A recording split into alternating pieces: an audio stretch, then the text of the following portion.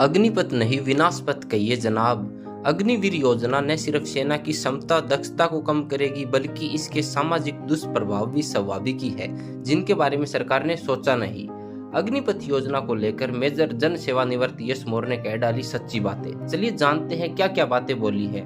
छोटी सेवा और बड़ी कमाई के कारण अग्निपथ योजना सैन्य व्यावसायिकता की बुनियादी को ही खोखला कर रही है। यही वजह है कि जून 2022 में अग्निपथ योजना शुरू करने के 2 साल के भीतर ही इसे खत्म करने की मांग ने जोर पकड़ लिया था। लेकिन सरकार ने तो जैसे कसम खा रखी है कि इसे वापस नहीं लेगी और उसने विपक्ष पर आरोप लगाया है कि वह योजना के बारे में झूठ फैला रहा है। हालांकि सिर्फ लोकसभा में नेता विपक्ष और राजनीतिक दल ही नहीं बल्कि भारतीय नौसेना के 2 सेवानिवृत्त प्रमुखों एडमिरल अरुण प्रकाश और एडमिरल के.पी. सिंह सहित बड़ी संख्या में पूर्व फौजी भी अग्निपथ के खिलाफ खुलकर बोल रहे हैं।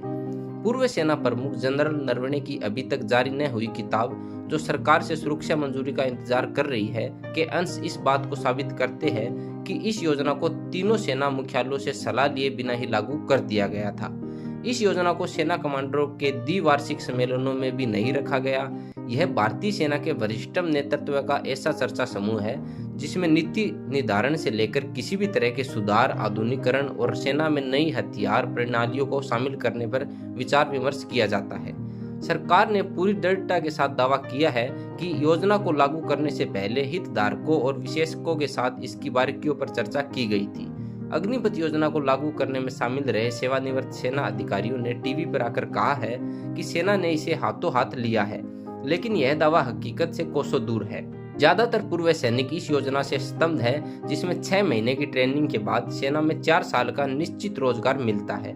वे इस बात से और भी ज्यादा हैरान है कि सरकार ने एक झटके में ही इस पर अमल शुरू कर दिया। योजना के व्यवहारिक आकलन के लिए पायलट प्रोजेक्ट भी नहीं चलाया गया। इससे भी बुरी बात यह है कि 2020 में आए कोरोना की वजह से इस योजना को 3 साल के लिए रोक दिया गया और इसके तहत कोई भी भर्ती नहीं हुई।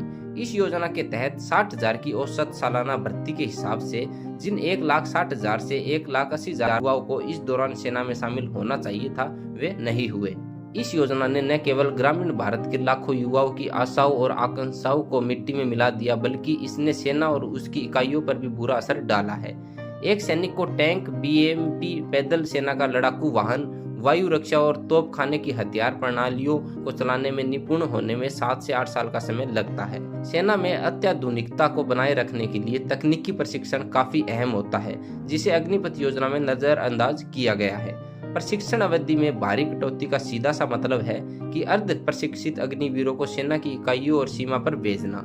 इसी का असर है कि अब तक कई अग्निवीर मारे जा चुके हैं या उन्होंने अफसोसनाक तरीके से अपनी जान दे दी। अग्निवीरों और स्थायी सैनिकों के लिए अलग अलग नियम और शर्तों के कारण इकाइयों में मानव प्रबंधन से जुड़े मसले उभर रहे हैं। अग्निवीरों को कोई तकनीकी प्रशिक्षण नहीं दिया जा सकता है, उन्हें सैन्य पाठ्यक्रमों के लिए नहीं भेजा जा सकता है और न ही उन्हें संवेदनशील तैनाती पर भेजा जा सकता है। उन्हें नियमित सैनिकों को मिलने वाली 90 दिनों की छुट्टी के विपरीत साल में केवल 30 दिनों की छुट्टी दी जाती है। 4 साल के बाद स्थायी होने के लिए अग्निवीरों के बीच होने वाली प्रतिस्पर्धा भी सेना में बुरा माहौल बनाती है, क्योंकि सेना में उसकी लड़ाकू ताकत सौहार्द और परस्पर टीम भावना पर निर्भर करती है और यह सेना का मूल चरित्र है।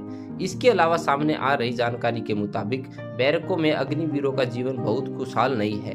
अपने भविष्य को लेकर अनिश्चित इन जवानों को ज्यादातर संतरी की ड्यूटी दी जाती है और अक्सर नियमित सैनिक उनका मखौल उड़ाते हैं। एक सेवारत अधिकारी कहते हैं कि कुछ यूनिटों में तो इस बात की सख्त हिदायत दी गई है कि अग्निवीरों को संतरी की ड्यूटी भी नहीं दी जाए जब तक उनके काम पर सीधे नजर रखने वाला कोई सुपरवाइजर न हो। यह योजना न केवल भर्ती होने वाले को बल्कि उसके पूरे परिवार को भारी मनोवैज्ञानिक तनाव में डालती है। ज्यादातर अग्निवीर ग्रामीण पृष्ठभूमि से आते हैं। जब उनमें से 75% 4 साल बाद लौटकर अपने गांव जाएंगे तो उन्हें खारिज किए हुए व्यक्ति के तौर पर देखा जाएगा और उनकी सामाजिक प्रतिष्ठा आहत होगी और सेना से वापस भेज दिए जाने का टैग उनके साथ हमेशा लगा रहेगा, जिसका उन्हें खामियाजा भुगतते रहना होगा। इतना ही नहीं, केंद्रीय अर्धसैनिक बलों और राज्य पुलिस में पूर्व सैनिकों की लेटरल भर्ती वादे शायद ही कभी पूरे किए गए हैं। इसका एक और खतरनाक पक्ष यह है, सैन्य प्रशिक्षण प्राप्त बेरोजगार युवा समाज को कई तरह से नुकसान ही पहुंचा सकते हैं। अभी हम इस तरह की खबरें सुन रहे हैं कि हमारे युवा रूसी और फ्रांसीसी सेना में शामिल हो रहे हैं। यह योजना भविष्य में और ज्यादा समस्याएं पैदा करेगी।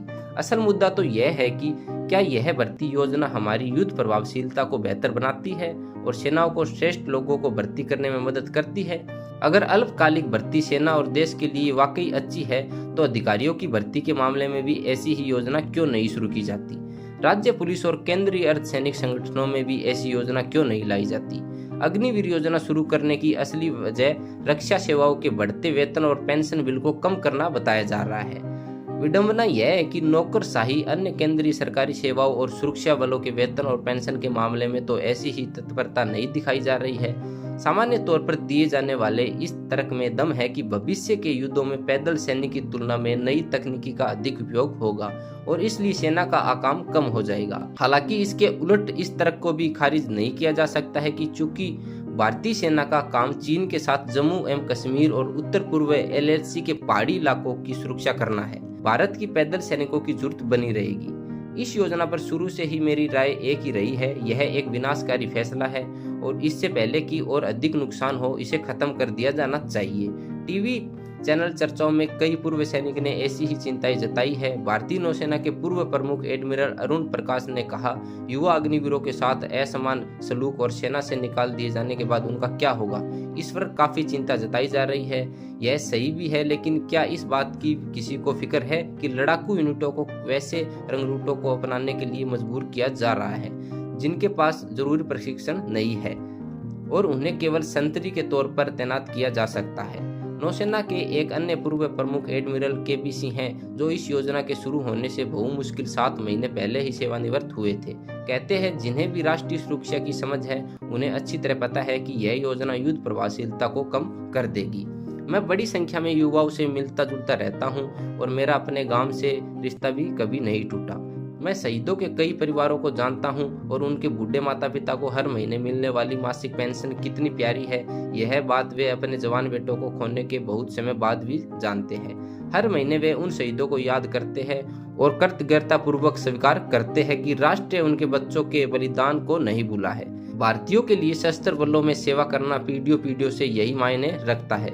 अग्निवीरों को इस तरह के विशेषाधिकारों से वंचित करना न तो उचित है और न ही तर्कसंगत। पिछले कई सालों के दौरान केंद्र सरकार का बजट कई गुना बढ़ गया है और सैनिकों को पेंशन देने से बचने के लिए इस तरह की योजनाओं को लाने का कोई तर्क नहीं हो सकता।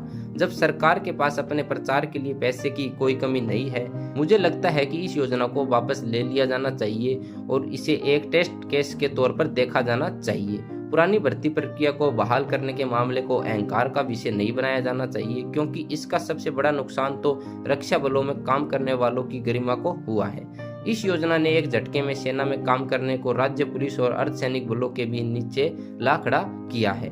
इसके साथ ही थल सेना, नौसेना और वायुसेना के लिए श्रेष्ठ प्रेरित युवा न मिलने की दीर्घकालिक नुकसान निश्चित ही गंभीर चिंता का विषय है। पाकिस्तान और चीन के साथ हमारी 7000 किलोमीटर से भी लंबी अशांत अंतर्राष्ट्रीय सीमा है। क्या हम अपने सशस्त्र बलों के लिए आधुनिकता में पिछड़ जाना और इसकी मूल मजबूती का कमजोरी में बदलना बर्दाश्त कर सकते हैं? तो दोस्तों, ये है मेजर जन सेवानिवृत्त यश मौर्य के अग्निपथ योजना को लेकर विचार, और मेरी भी सरकार से यही विनती है कि अग्निपथ योजना को पूरा का पूरा बंद कर देना चाहिए। तो दोस्तों, हमें कमेंट करके जरूर बताएं मेजर जन सेवानिवृत्त यश मौर्य के विचार आपको कैसे लगे। जय हिंद, जय भारत।